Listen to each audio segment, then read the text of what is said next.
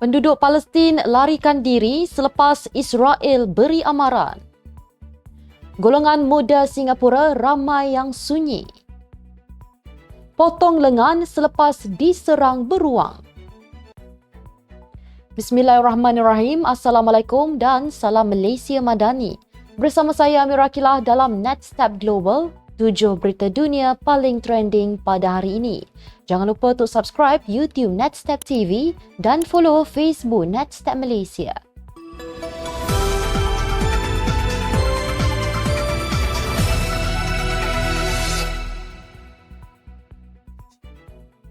Selepas menerima amaran daripada tentera Israel, ribuan penduduk Palestin melarikan diri dari rumah mereka di barat Gaza menuju ke tempat yang lebih selamat.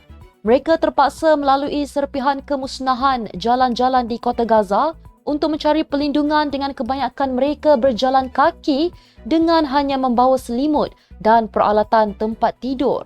Mereka juga terpaksa menggunakan motosikal, kereta untuk mengangkut barang dan ahli keluarga mereka.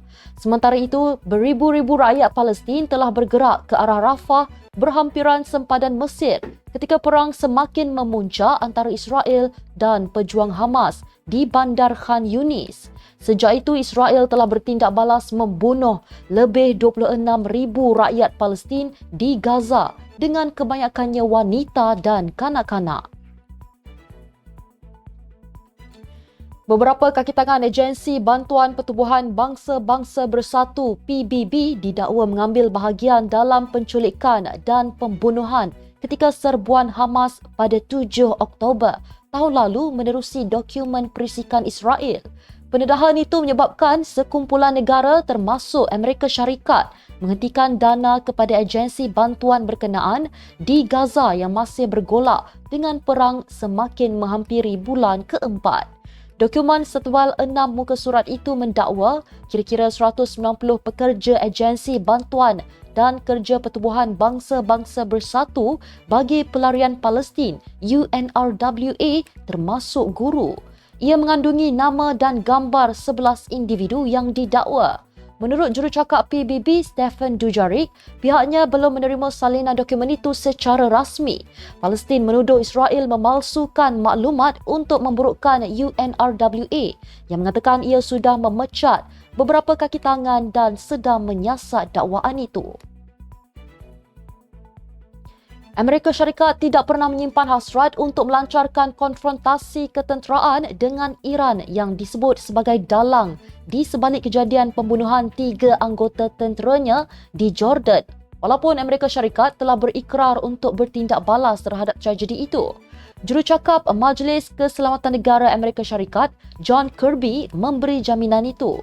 Ketika ditanya wartawan sama ada White House dan Pentagon sedang melihat sasaran yang berpotensi dalam sempadan Iran, tegas Kirby, Amerika Syarikat tidak mahu berperang dengan Iran. Namun begitu, Kirby menjelaskan Iran bertanggungjawab melatih, menggalakkan dan mengatur kumpulan bersenjata yang beroperasi di Iraq dan Syria yang melakukan serangan drone terhadap tentera Amerika Syarikat di Jordan. Sebelum itu, dalam taklimat harian White House, Kirby memanjangkan ucapan takziah kepada keluarga tentera Amerika Syarikat yang terkorban dan berkata bahawa mereka terlibat dalam misi penting menentang negara Islam di rantau ini. Rakyat muda Singapura, terutamanya dalam lingkungan antara 21 dan 34 tahun, melaporkan mengalami tahap pengasingan sosial serta kesunyian yang lebih tinggi berbanding kumpulan usia yang lebih tua. Menurut dapatan tinjauan yang dijalankan Institut Kajian Dasar IPS pada 2023, responden berusia 21 hingga 34 tahun berstatus bujang lebih berkemungkinan melaporkan markah kesunyian lebih tinggi berbanding rakan sebaya mereka yang berpasangan. Demografi ini mencatatkan markah purata tertinggi pada skala kesepian 3 perkara, ukuran yang digunakan untuk menilai tahap kesepian dengan cepat dalam tinjauan berskala besar.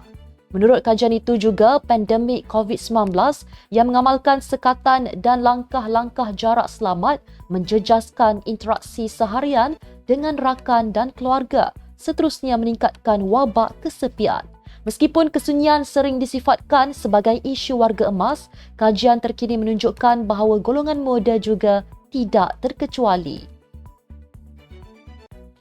Penerjun payung United Kingdom maut selepas terjatuh dari sebuah kondominium di Pattaya selepas payung terjun digunakannya gagal berfungsi.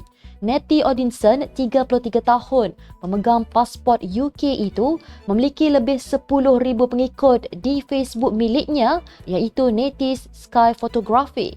Insiden itu berlaku ketika lelaki terbabit menyelinap naik ke aras 29 kondominium di Pattaya untuk membuat aksi terjun dari bumbung.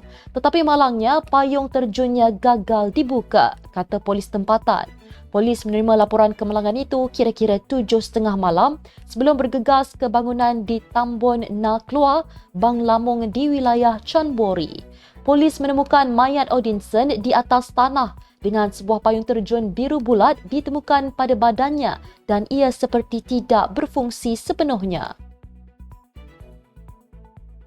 Terpaksa memotong lengan dengan pisau poket selepas seekor beruang menggigit seorang lelaki warga Switzerland di Chiang Mai, Thailand baru-baru ini. Stephen Spekoknas, seorang sukarelawan hidupan liar, menghulurkan lengan kanannya ke dalam sangkar beruang hitam untuk memberi makan kepada haiwan itu apabila ia tiba-tiba menggigit lengannya dan enggan melepaskannya. Dia cuba untuk melepaskan diri tetapi gagal sebelum membuat keputusan memotong lengan sendiri. Saksi bergegas memberinya pertolongan cemas sebelum membawanya dari Yayasan Hidupan Liar di daerah Chiang Dao di utara wilayah itu ke hospital berdekatan. Spekokna kemudiannya dipindahkan ke hospital swasta di Chiang Mai untuk pembedahan selepas lengannya yang terputus ditemukan dalam keadaan koyak.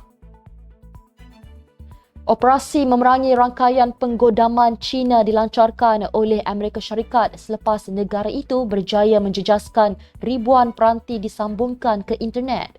Jabatan Kehakiman Amerika Syarikat serta Biro Penyiasatan Persekutuan FBI meminta dan menerima kebenaran undang-undang untuk melumpuhkan aspek kempen penggodaman China dari jauh. Pentadbiran Presiden Amerika Syarikat, Joe Biden, memberikan tumpuan kepada penggodaman kerana bimbang terdapat cubaan mengganggu pilihan raya Amerika Syarikat pada bulan November depan, selain tebusan perisian menyebabkan berlakunya huru-hara. Kumpulan penggodaman Volt Typhoon membimbangkan pihak berkuasa yang mengatakan ia adalah sebahagian daripada usaha lebih besar untuk menjejaskan infrastruktur kritikal barat termasuk pelabuhan tentera laut, penyedia perkhidmatan internet dan utiliti. Walaupun kempen Volt Typhoon mula didedahkan pada Mei 2023, penggoda meluaskan skop operasi lewat tahun lalu dan menukar taktik mereka. Sekian sahaja Netstep Global pada hari ini. Jangan lupa bersama saya setiap hari pada waktu yang sama untuk ikuti 7 berita dunia paling trending hanya di Netstep Global. Follow Facebook Netstep Malaysia dan subscribe YouTube Netstep TV. Netstep Malaysia menjangkau informasi, mengorak inspirasi. Saya Amira Akilah, Assalamualaikum dan salam sejahtera.